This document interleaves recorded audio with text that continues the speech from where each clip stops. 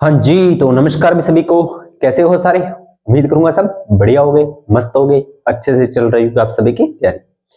तो आपको पता है वीडियो में हैशटैग वगैरह नहीं आ रहे, ठीक है, टाइटल नहीं है, डिस्क्रिप्शन नहीं है, थंबनेल नहीं है, लेकिन जो रेगुलेटिव कस्टमर अपने जो स्टूडेंट्स हैं अपने साथ जुड़े हुए हैं तो उनको कोई दिक्कत परेशानी नहीं आने वाली है, वो लगातार क्लासेस को देख रहे हैं। तो आज वाली जो क्लास है वो आपको पता है जो आपसे टॉपिक से रिलेटेड है। पर नई बात क्या है इसमें, टॉपिक से रिलेटेड का मतलब नया टॉपिक है। तो अपना टॉपिक क्या चला था, अपना जो चैप्टर चला था, चैप्टर का नाम था आवर्त बीजों की अकारिकी, जिसमें हमने आवर्त बीजों की अकारिकी के बारे में पढ़ लिया, जड़ के जितने भी भाग थे वो पढ़ लिए। आज हमने पौधे का एक भाग, पादप का एक भाग, जड़ का कंप्लीट कर लिया था पिछली क्लास में। तो जड़ की सारी बातें क्लियर हो गई हैं। किसी को कोई भी दिक्कत हो तो मुझे कमेंट सेक्शन में अब भी बता सकता है, मैं जवाब दे दूंगा। जड़ के बाद अगला भाग आपका कौन आता है? तना आता है। कौन सा भाग आता है? तना। तने को प्यारे बच्चों स्टेम भी बोलते हैं। क्या बोलते हैं? स्टेम भी बोलते हैं। ये बात भी आपको ध्यान में रखनी है। क्या बोलते हैं? स्टेम भी बोलते हैं। चलिए, यहां तक किसी बच्चे को कोई दिक्कत नहीं है। फिर भी मैं आपको थोड़ा सा एक पौधा बनाकर बता देता हूं। मुख्यतः अपने क्या मानते हैं कि ये मान लीजिए कोई पेड़ है तो ये इसकी जड़ भाग होती है, ये तना होता है, और ये शाखा होती है, ये पत्तियां होती हैं, और इन्हीं के आसपास में फल और फूल होते हैं। लेकिन अपने और विचार से इसके बारे में आगे अध्ययन करेंगे कि तना क्या होता है, कैसे काम करता है, क्या नहीं है, सारी बातों को विस्तार से अपने देखेंगे। ठीक है, तो अपने करते हैं शुरू। चलिए जी, आगे देखते हैं क्या होता है तना। जो तना होता है ना, उसकी क्या खास बात है? तना को आप पहचान तो चुके ही हो। तो तना प्रकाश की तरफ बढ़ता है, प्रकाश की तरफ बढ़ता है। देखो, ये भूमि, यहां पर जड़ होती है, तो जड़ तो नीचे की तरफ जाती है, लेकिन तना होता है वो ऊपर की तरफ बढ़ता है। और आपको पता है कि प्रकाश कहां पर होता है? प्रकाश सर ऊपर की तरफ होता है, इसलिए ये प्रकाशानुवर्ती होता है। तना आपका क्या होता है? क्या होता है? प्रकाशानुवर्ती होता है। तना आपका क्या होता है? प्रकाशानुवर्ती होता है। ये बात आपको समझ में आ गई होगी। ठीक है, अगली बात क्या है? प्रकाश की तरफ बढ़ता है, यानी कि प्रकाशानुवर्ती होता है। भूमि व जल के विपरीत वृद्धि करता है। क्या करता है? भूमि व इसके विपरीत वृद्धि है जो करता है। कौन? तना। भूमि के विपरीत, यानी कि इसे भूमि की तरफ जाना चाहिए, ठीक है, जल के विपरीत, यानी कि जल और भूमि के विपरीत ये वृद्धि करता है। यानी कि नीचे की तरफ तना वृद्धि नहीं करता, ऊपर की तरफ वृद्धि करता है। यानी कि भूमि व जल के विपरीत, भूमि व जल के विपरीत, भूमि और जल के ये विपरीत है जो वृद्धि करता है। यानी कि ये भूमि की तरफ वृद्धि नहीं करता और ना ही जल की तलाश में नीचे की तरफ जाता। प्रकाशानुवर्ती होता है, मतलब गुरुत्वानुवर्ती ये नहीं होता। ये बात भी आपको समझ में आ गई है। चलिए, प्रांकुर से विकसित होता है। किससे विकसित होता है? प्रांकुर से। किससे विकसित होता है प्यारे बच्चों? प्रांकुर से। तो मैं आपको ये कहूंगा कि एक बार इसका स्क्रीनशॉट ले लो ताकि आपको बाद में दिक्कत ना आए। ठीक है, आप इसका फटाफट स्क्रीनशॉट ले लो ताकि आपको आगे परेशानी न हो। ठीक है जी, देखते हैं इसके बारे में।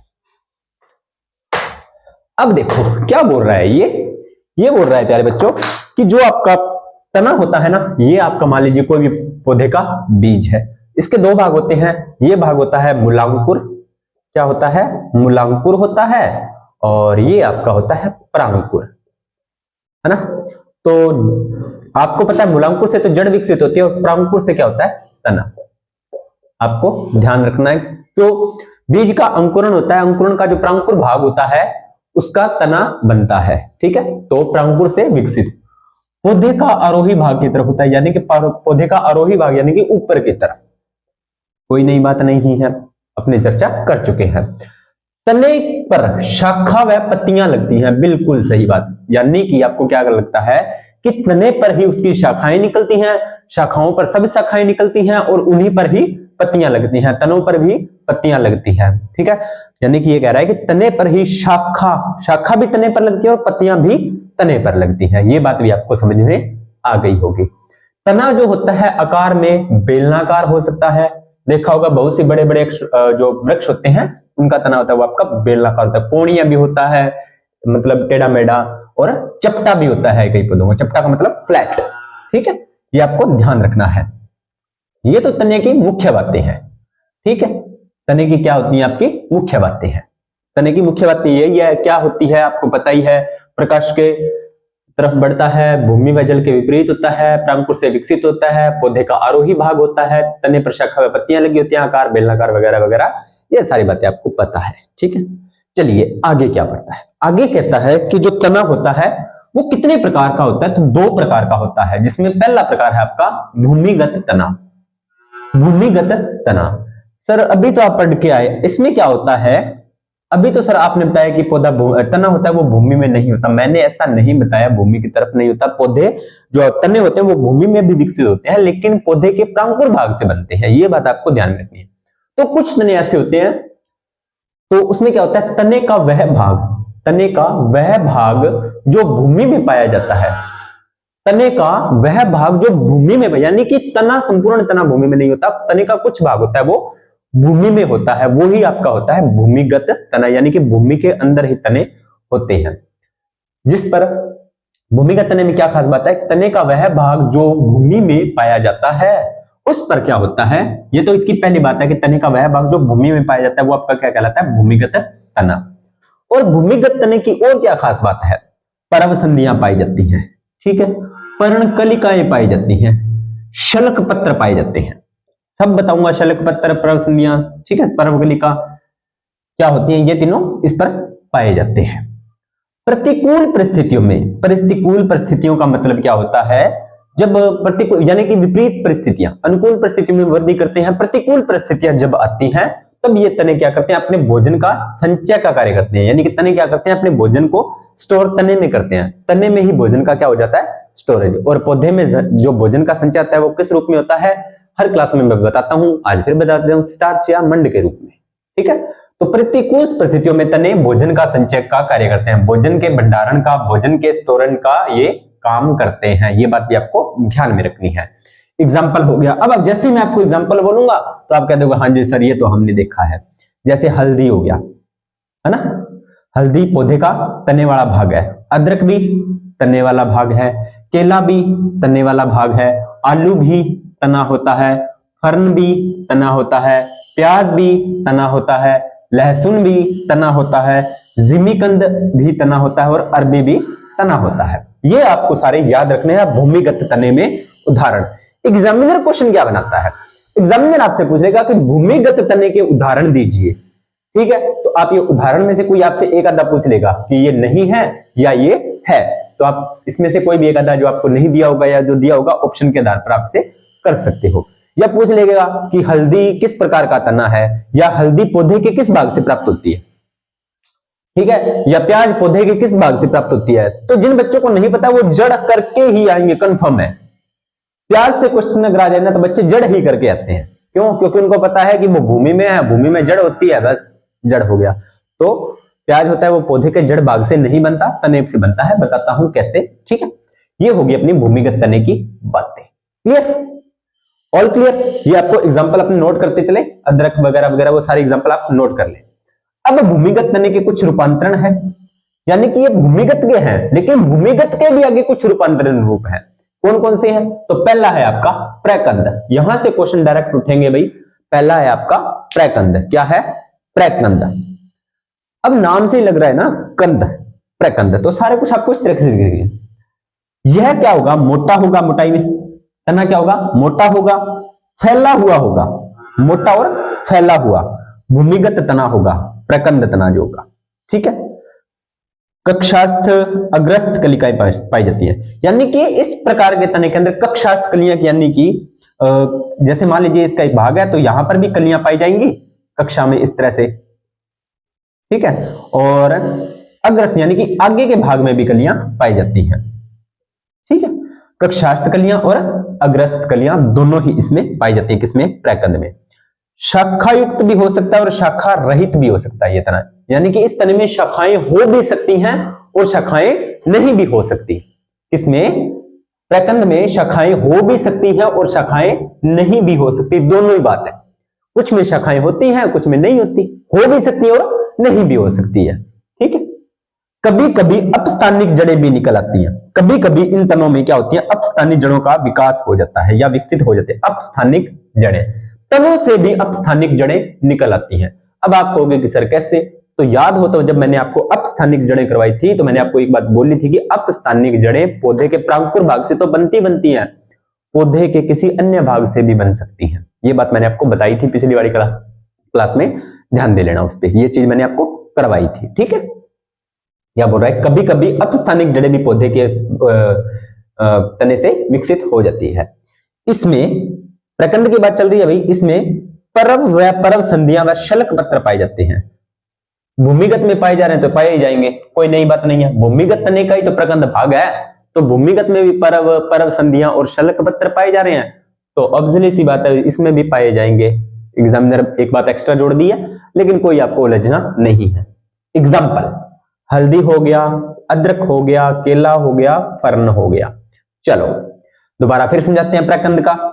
मोटा होता है, फैला होता है, भूमिगत होता है, कक्षास्थ होता है, अग्रस्त कलिका भी पाई जाती है, शाखा हो भी सकती है और नहीं भी, कभी कभी उपस्थानिक जड़ें भी विकसित हो जाती हैं, इसमें स्पष्ट परव संधियां शलक पत्र पाए जाते हैं। चलिए ये आपका डाउट क्लियर, स्क्रीनशॉट लीजिए, फिर अपने इसका एक एग्जांपल उठाते हैं और आपको समझाते हैं।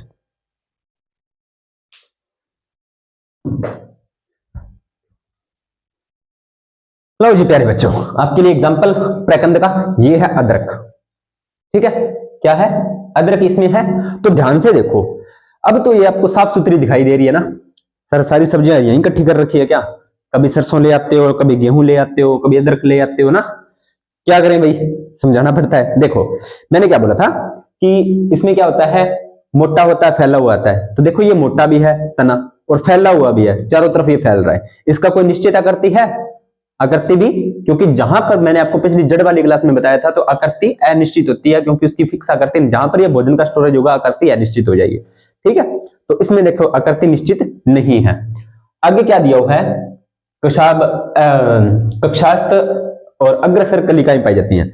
कुछ में तो आपको देखो इसका कोई मुंह सिर नहीं दिखाई दे रहा ना, कहां से शुरू, क्योंकि ये कुछ कटी हुई है, लेकिन अगर आप इसके ध्यान से देखोगे तो आपको ना इस पर साइडों में, ये देखो यहां से जैसे अदरक तोड़ी हुई है, तो यहाँ पर इसकी साइड में कलिका थी, ठीक है, साइडों में है, मध्य में है, ठीक है, तो आगे और सभी जगह पर पाई जाती है। शाखाएं, शाखा हो भी सकती है और नहीं भी, कुछ इसकी तो जैसे देखो ये दो शाखाएं हैं, ये आपको दिख रही है ना, ये दो शाखाएं हैं, कुछ की होती भी और कुछ की नहीं भी होती, तो कोई बड़ी बात नहीं है। उसके बाद में इसमें परम संधियां पाई जाती हैं। ये देखो परम संधि का मतलब यहाँ पर जोड़ पाए जा रहे हैं, यहाँ पर देखो, ठीक है, जोड़ पाए जा रहे हैं, कुछ में होते हैं कुछ में नहीं होते, लगभग इसमें सभी में पाई जाती है, और अपस्थानिक जड़ें भी विकसित हो जाती हैं।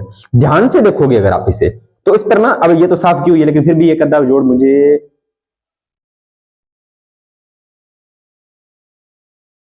ये देखो एक मिल गया है, ध्यान से देखो, तो ये छोटा सा आपको ना एक रोम सा दिखाई दे रहा है, तो यही अपस्थानिक जड़ें होती हैं। तो कुछ में जड़ें ये क्या करती हैं, कभी कभी इसमें अपस्थानिक जड़ें विकसित हो जाती है, कभी कभी रेयर केस में, ठीक है, हो भी जाती है नहीं भी हो जाती है, लेकिन आपको मेन बात जो ध्यान में रखनी है वो ध्यान रखनी है कि अपस्थानिक जड़ें हो भी जाती हैं।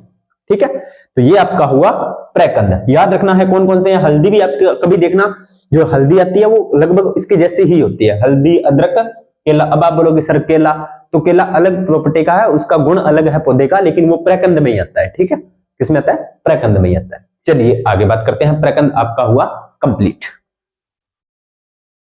इसके बाद में अगला है स्तंभ कंद, दूसरा भाग है स्तंभ कंद। क्या है, स्तंभ कंद है, तो उसके बारे में अपने थोड़ा सा विचार कर लेते हैं। स्तंभ कंद के बारे में, शीर्ष पर फूला हुआ होता है, यानी कि आगे की तरफ जिसका शीर्ष भाग होता है ना वो फूला हुआ होता है। ठीक है, इसमें सतह पर अनेक गड्ढे पाए जाते हैं, इसके सतह पर है ना, यानी कि सतह का मतलब ऊपरी भाग पर अनेक है ना, इस तरह से छोटे छोटे गड्ढे से पाए जाते हैं, कहीं कहीं पर गड्ढे पाए जाते हैं, और इन गड्ढों को अपने सामान्य भाषा में बोलते हैं आंखें। क्या बोलते हैं, आंखें, तेरी झील सी गहरी आंखें, है ना, वो वाली आंखें हैं ये। तो इस पर सतह पर अनेक गड्ढे पाए जाते हैं, इन आंखों को बोलते हैं, गड्ढों को क्या बोलते हैं, आंखें बोलते हैं। और इन आंखों पर क्या होता है, इन आंखों पर होता है शलक पत्र पाया जाता है। क्या पाया जाता है, शलक पत्र पाया जाता है। इन आंखों पर क्या पाया जाता है, शलक पत्र पाया जाता है। और यह शलक पत्र होता है ना, ये परव संधि की स्थिति को दर्शाता है, यानी कि यहां पर परव संधि यानी पर कुछ जुड़ने की स्थिति को यह दर्शाता है। शलक पत्र यहां पर पाया जाता है। क्या पाया जाता है, शलक पत्र पाया जाता है, और इस पर होती है परव संधियां, परव संधि को यह दर्शाता है, यानी कि यहां पर कुछ चीज जुड़ी हुई होती है। ठीक है, और दर्शाता है, और इसमें प्रसुप्त कलिका होती है। प्रसुप्त यानी प्रसुप्त का मतलब होता है कि एक कलिका होती है छोटी सी, जो नए आपको इस तरह से फील होता है कि हरी हरी सी आपको फील होती है, यानी कि बिल्कुल ही छोटी सी है ना, आपको एक अलग से ऊपर कुछ उभरा हुआ कली सी दिखाई देगी, बिल्कुल छोटी सी।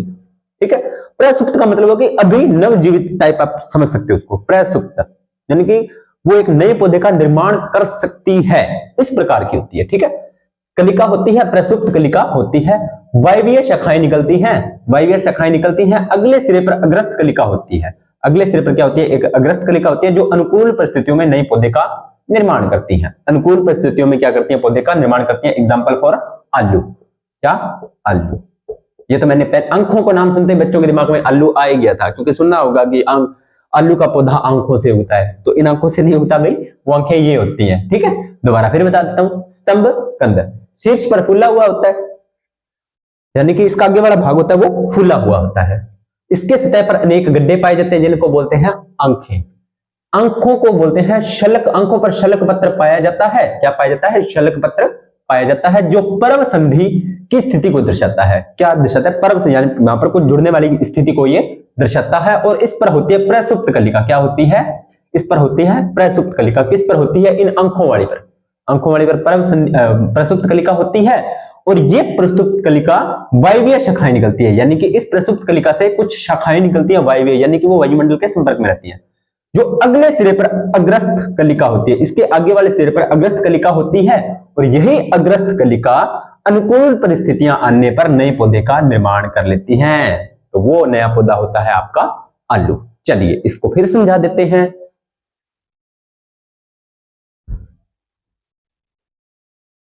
चलिए समझाए। पहले तो अदरक ले आए, अब आलू ले आए ना। देख लो भाई, ये है हमारा आलू। घर की सारी सब्जियां मैंने यहीं इकट्ठी कर रखी हैं। ठीक है, देखो क्या होता है कि शीर्ष पर फूला होता है। ये देखो शीर्ष से फूला हुआ। दूसरी बात, इसके सतह पर अनेक गड्ढे पाए जाए। सतह का मतलब जैसे आप देखोगे तो आपको देखो, यहां से देखो, मैं निशान बना देता हूं।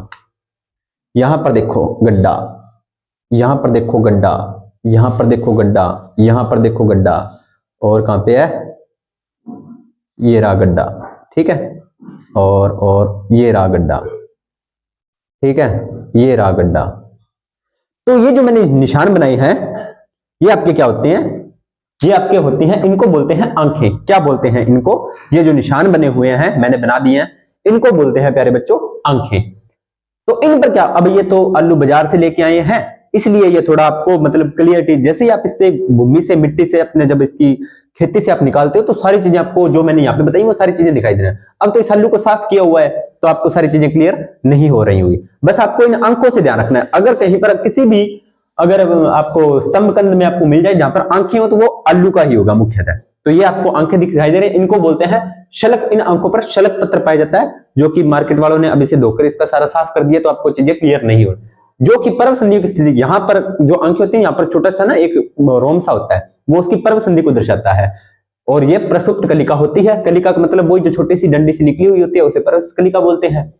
और जैसे ये वायु के संपर्क में आती है और इसे अनुकूल परिस्थितियां मिलती है, तो एक नए पौधे का निर्माण कर लेती है। कहने का मतलब ये है कि अगर आप जो इस आंखों वाले भाग को चाकू की सहायता से इसे काटकर अनुकूल परिस्थितियां आने पर इसे आप भूमि के अंदर लगा देते हो पौधे को, इसके भाग को, तो ऐसे आप नया पौधा प्राप्त कर सकते हो। ठीक है, क्या कर सकते हो? नया पौधा प्राप्त कर सकते हो। ये हो गया आपका स्तंभ कंद। क्या हो गया? आपका स्तंभ कंद हो गया है। चलिए अगला है आपका शलक कंद। कौन सा है? शलक कंद है। तो शलक कंद की भी दो चार बातें कर ही लेते हैं। शलक कंद फिर नाराज हो जाएगा, मैं दो को तो एग्जांपल दे दिए, मेरे नहीं दिए, तो इसको क्यों नाराज करें ना। चलिए, छोटे छोटे शलक पाए जाते हैं, जो आता ना छोटे छोटे शलक पत्रों से मिलकर बना होता है, शलक कंद होता है। देखो ये सारे के सारे तने हैं, तने के प्रकार हैं। ठीक है, छोटे छोटे शलक पत्रों से मिलकर बना होता है, यानी कि इस पर क्या होता है? छोटे छोटे शलक पत्र होते हैं। अब शलक पत्र आपको अब और समझ में आ जाएंगे। शलक पत्र से मिलकर जल व भोजन का ये संग्रहण करते हैं। कौन? शलक पत्र होते हैं ना, वो आपके जल व भोजन का संग्रहण करते हैं, जल और भोजन का संग्रहण करते हैं, वो आपको पता ही है। बाहरी परत इसकी क्या होती है? शुष्क होती है। क्या होती है? बाहरी परत रूखी सूखी शुष्क होती है। ठीक है। शलक पत्र केंद्रीय पथ पर व्यवस्थित होते हैं, यानी कि वो ना एक केंद्र में व्यवस्थित होते हैं। किस तरह से? इस तरह से, देखो इस तरह से,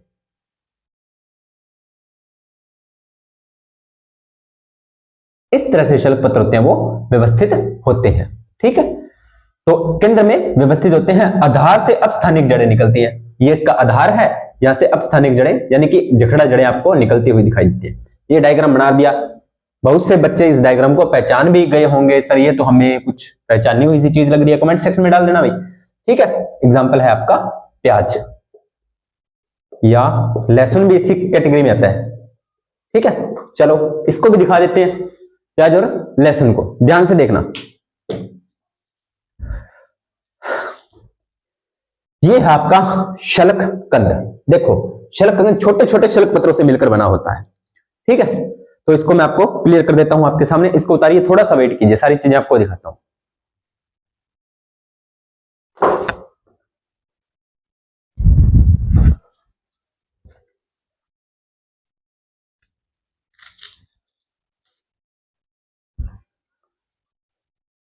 हाँ जी, ये देखिए मैंने अभी क्या बोला था, इसका मैंने 2 पीस कर लिए ताकि आपको आसानी से चीजें समझ में आ जाए। तो अभी समझा देते हैं इसको आपको। ठीक है, देखो क्या जगह छोटे छोटे शलक पत्रों से मिलकर बना होता है। तो इसको अब जब अपने इसको छीलते हैं, ठीक है, इस तरह से अपने ध्यान से देखना।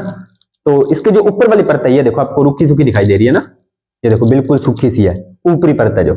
जैसे ही अपने इसकी ऊपरी परत को उतारा तो अंदर से चिपचिपा आपको कुछ मतलब गीला सा पदार्थ आपको दिखाई, यानी कि इसके अंदर जल होता है। ठीक है, ये आपको समझ में। अब देखो इसके शलक उतर रहे हैं आपको, ये देखो आराम से। ठीक है, इस तरह से ये एक शलक हो गया, उसके बाद में ये एक शलक हो गया, है ना। ये देखो आप समझ रहे होंगे मैं क्या समझाने की कोशिश कर रहा हूं। ठीक है, मम्मी और डांटेगी कैसी है, प्याज नाश कर दियो। चलो कोई बात नहीं, समझाने के लिए आपके लिए डांट खा लेंगे थोड़ी सी। ये देखो इस तरह से ये उतरते जा रहे हैं। तो ये आपके क्या होते हैं, यही आपके शल्क पत्र होते हैं जो मैंने उतारे हैं। ठीक है, ये जल और भोजन का स्टोरेज करना, तभी तो ये इतने मोटे हैं ना, और मसल होते हैं, मोटे और मसल होते हैं। ठीक है, ये देखो अब यहां से एक चीज इसने और बताई है, क्या बताई है कि इससे केंद्र, अब देखो जल व भोजन का संग्रहण करते हैं छोटे छोटे, ये दोनों बातें बता दी। बाहरी परत सूक्ष्म होती है, ये भी बता दी। शलक पत्र केंद्रीय पत्र में व्यवस्थित है। यहां देखो ये लाइन में आ रहे हैं, ये मैंने प्याज आधा काटा है, लेकिन यहां से इन्होंने शुरू किया है। तो ये पहले बीच में, फिर ऊपर एक परत, फिर ऊपर एक परत, फिर एक ऊपर परत। तो केंद्र में व्यवस्थित आधार से अपस्थानिक जड़ें, यानी कि आधार है इसका ये नीचे वाला, यहां से तो ये बनता है, इस तरह से भूमि में उगता है, इस तरह से, सॉरी। ठीक है, तो यहां से जड़ निकलती है, ये छोटी छोटी जड़ है, यही अपस्थानिक जड़ें होती हैं, क्योंकि ये इस प्रकार से जब आप भूमि से इसे निकालोगे तो आपको इस तरह से दिखाई देगा।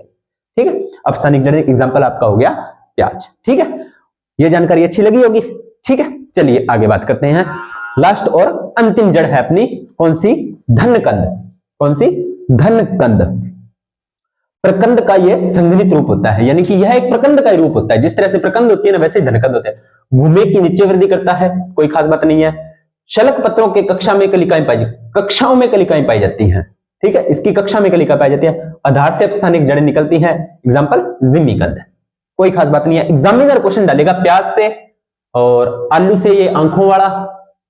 चलो ये आपकी इतनी बातें होती हैं क्लियर। मैं फटाफट क्वेश्चन कहां से डालेंगे वो बता देता हूं आपको। तो जो आपको तना होता है वो प्रकाश की तरफ बढ़ता है, प्रांकुर से विकसित, और आकार से नहीं पूछेगा। भूमिगत तने से क्या क्या बातें पूछ सकता है, तो ये आपसे पूछेगा ये गुण, पर्व संध्या, पर्व कलिका और शलक पत्र पाए जाते हैं। ये बात आपके लिए इंपॉर्टेंट रहेगी, इसमें इंपॉर्टेंट है तो सभी में इंपॉर्टेंट रहेगी। एग्जाम्पल याद रखें, भूमिगत के हल्दी होगी, अदरक हो गई, केला हो गया, आलू हो गया, फर्न हो गया, प्याज हो गया, लहसुन हो गया, जिमीकंद हो गया और अरबी हो गया। अब इसके अगर रूपांतरण में प्रकंद में क्या क्या आएगा, तो आपको एग्जाम्पल याद रखना है, हल्दी, अदरक, केला, फर्न। स्तंभ में क्या याद रखना है, आलू, शल्क में लहसुन प्याज और धनकंद में जिमीकंद। बस इतनी बातें आपको ध्यान में रखनी है। क्लास देखते वक्त अगर आपके पास ये 4 एग्जाम्पल मौजूद हैं तो अपने पास रखें, नहीं तो गूगल से देख लें। बाकी अगर खुद आप अपने पास रख के चीजों का अध्ययन करोगे जैसे मैंने आपको करवाया है, तो आपको और चीजें समझ में आ जाएंगी। ठीक है, अब मेरे पास डिजिटल बोर्ड होता तो मैं आपको 3D एनिमेशन करके बताता, लेकिन फिर भी मैंने आपको प्रैक्टिकली चीजों को समझाने का प्रयास किया है। ठीक है, तो क्लास अच्छी लगी हो। अभी ये टॉपिक खत्म नहीं हुआ है भाई, अभी भूमिगत तने के एक भाग हुआ है, इसके बाद में दूसरा तने का और भाग पढ़ना है, उसके बाद में एक दो बातें और है, यानी कि तने की अभी आपकी 2 क्लासेस और बनेंगी, तब जाकर तना कंप्लीट होगा, फिर पत्ती, फिर फल और फिर फूल। यानी कि ये चैप्टर बहुत इंटरेस्टिंग है। लैब असिस्टेंट वाले बच्चों के लिए तो बहुत ही ज्यादा एग्जामिनर डायरेक्ट क्वेश्चन डालता है, यहाँ से डायरेक्ट क्वेश्चन डालता है, क्योंकि छोटी क्लासेस में ये बच्चों को थोड़ा गहराई से नहीं समझाया जाता, क्योंकि जल्दी से समझ में नहीं आता, प्रकंद ये शब्द ही कुछ ऐसे होते हैं। ठीक है, तो उम्मीद करता हूं आपको क्लास अच्छी लगी हो। लाइक करें, शेयर करें, कमेंट करें। बार बार एक ही बात कहते हुए अच्छे नहीं लगते, ज्यादा से ज्यादा इस क्लास को देखें और दोस्तों के साथ शेयर करें, ताकि वो अपनी तैयारी को बेहतर से बेहतरीन बना सके। मिलते हैं नेक्स्ट क्लास के अंदर, तब तक आप सभी का धन्यवाद।